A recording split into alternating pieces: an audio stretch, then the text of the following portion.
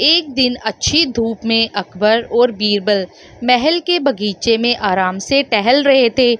बीरबल की बुद्धिमानी की परीक्षा लेने के लिए अकबर ने सोचा, क्यों ना बीरबल से कोई मुश्किल सवाल पूछा जाए। बादशाह ने बीरबल से पूछा, हमारे राज्य में कुल कितने कौवे हैं?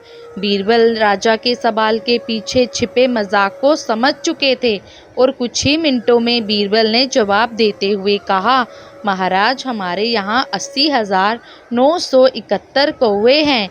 जवाब सुनकर राजा अकबर हैरान और आश्चर्यचकित रह गए और फिर उन्होंने पूछा, अगर इससे ज़्यादा हुए तो? बीरबल ने जवाब दिया, तब हो सकता है वे दूसरे राज्यों से आए होंगे। राजा अकबर ने पूछा, अगर कम हुए तो? बीरबल ने मुस्कुराकर जवाब दिया, वे दूसरे राज्यों में चले गए होंगे। ये सुनकर अकबर बीरबल की मजाकियापन, चतुराई और वाक्यपटुता पर खुश हुए। दूसरी कहानी, बीरबल की खिचड़ी।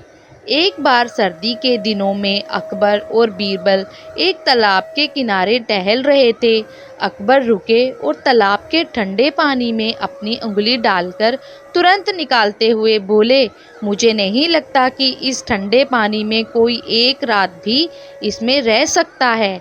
बीरबल ने इसे एक चुनौती के रूप में लिया और कहा कि वह किसी ऐसे व्यक्ति को खोजकर लाएंगे जो ये कर सकता है। अकबर ने कहा, यदि कोई झील के इस ठंडे पानी में एक रात बिता पाएगा तो मैं उसे 1000 सोने के सिक्के इनाम के तौर पर दूंगा।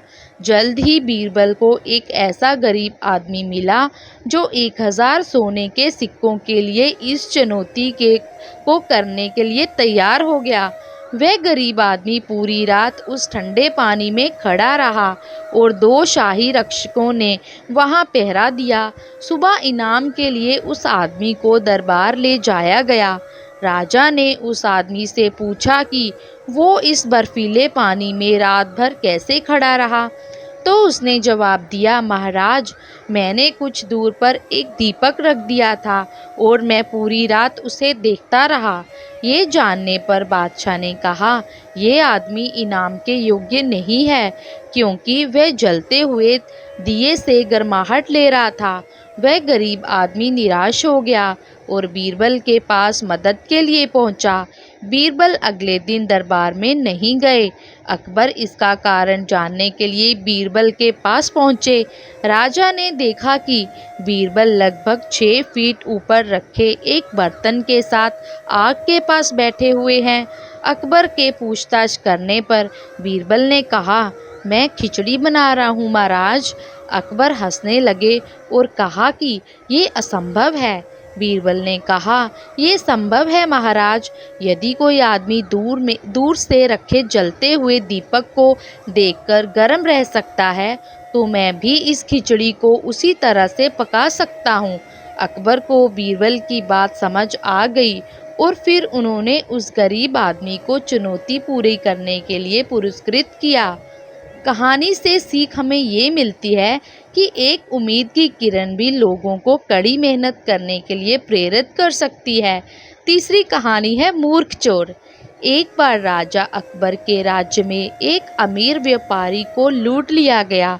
दुखी व्यापारी मदद मांग के अकबर की अदालत में जा पहुंचा। अकबर ने डाकू को खोजने के लिए बीरबल से व्यापारी की मदद करने के लिए कहा। व्यापारी ने बीरबल को बताया कि उसे अपने एक नौकर पर शक है। व्यापारी से संकेत मिलने पर बीरबल ने सभी नौकरों को बुलाया और उन्हें एक सीधी कतार में खड़े होने के लिए कहा। जब उनसे डकैती के बारे में पूछा गया तो सभी ने उम्मीद के मुताबिक उससे इनकार कर दिया।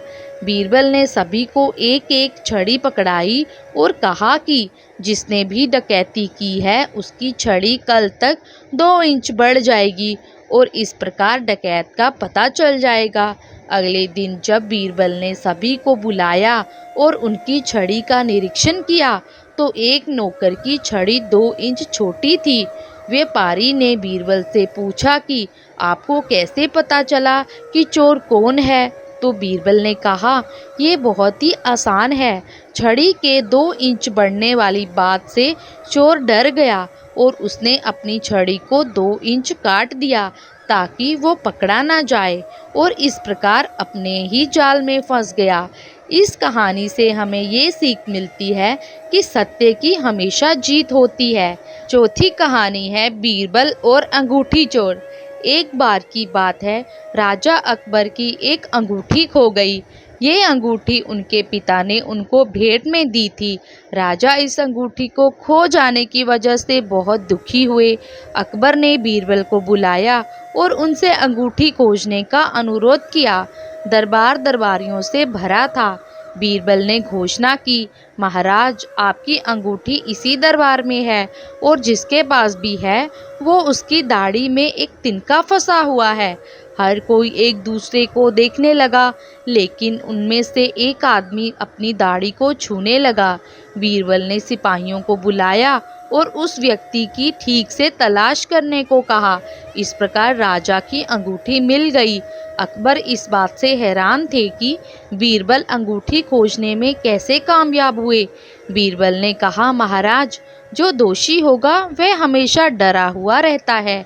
इस कहानी से हमें ये सीख मिलती है, दोषी व्यक्ति हमेशा डरा हुआ रहता है, जिस वजह से वो पकड़ा जाता है। 5वीं कहानी है कुएं का पानी।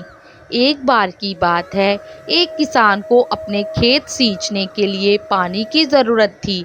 वह बहुत परेशान था और अपनी ज़मीन के आसपास एक कुएं की तलाश कर रहा था। कुछ दूर चलने पर उसे एक कुआं दिखाई दिया और वह उस कुएं से पानी निकालना चाहता है, परंतु तुरंत वहां उस कुएं का मालिक पहुंच जाता है और बोलता है, अगर तुम्हें इस कुएं से पानी चाहिए तो इसे खरीदना होगा। किसान मान जाता है और वह कुआं खरीद लेता है। अब अगले दिन जब वह सिंचाई के लिए पानी लेने जाता है, तब वह व्यापारी उसे रोकता है और बोल देता है, उसने किसान को केवल कुआं बेचा है, ना कि उसका पानी। किसान को समझ नहीं आ रहा था कि उसे क्या करना चाहिए। वो दुखी मन से राजा अकबर के दरबार में गया। बीरबल को कहा गया कि वे इस मामले को देखें। अगले दिन उस व्यापारी को दरबार में बुलाया गया। उस चतुर आदमी ने एक ही बयान दिया कि उसने अपना कुआं बेचा है, उसका पानी नहीं। इस पर बीरबल ने कहा, अगर तुमने कुआं बेच दिया है तो तुम्हारा पानी वहाँ क्या कर रहा है? फौरन अपना पानी बाहर निकालो, क्योंकि अब ये किसान का कुआं है। इस तरह से उस आदमी को अपनी गलती का एहसास हुआ और उसने माफ़ी मांगी। इस कहानी से हमें ये सीख मिलती है, यदि आप किसी को धोखा देते हैं तो आपको उसकी कीमत चुकानी पड़ती है। अभी 6वीं कहानी है बुद्धि का घड़ा। एक बार की बात है, बादशाह अकबर बीरबल से किसी बात पर नाराज़ हो गए थे और गुस्से में उन्होंने बीरबल को राज्य छोड़कर चले जाने को कह दिया।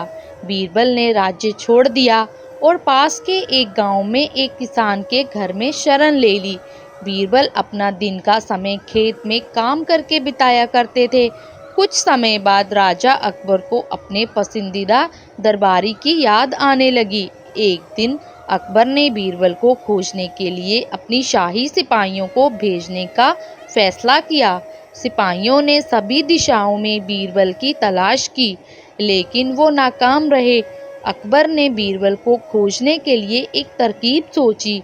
उन्होंने एक घोषणा करवाई कि जो कोई भी उन्हें बुद्धिमत्ता से भरा घड़ा लाकर देगा तो उस व्यक्ति को हीरे से भरा घड़ा दिया जाएगा। ये खबर आसपास के सभी गांव और बीरबल तक भी पहुंची। राजा के रहस्य को कैसे सुलझाया जाए, यह तय करने के लिए ग्रामीणों ने एक बैठक की। बीरबल ने इस मामले में मदद करने का फैसला किया और 1 महीने के समय की मांग की। बीरबल ने एक घड़ा लिया और उसमें एक छोटा सा तरबूज डाला जो उसकी बेल समेत था। 1 महीने के बाद तरबूज बर्तन के आकार तक बढ़ गया और बीरबल ने उसे घड़े को राजा के पास भिजवाया और उनसे कहा गया कि एक बुद्धिमान व्यक्ति ही घड़े को तोड़े बिना तरबूज बाहर निकाल सकता है।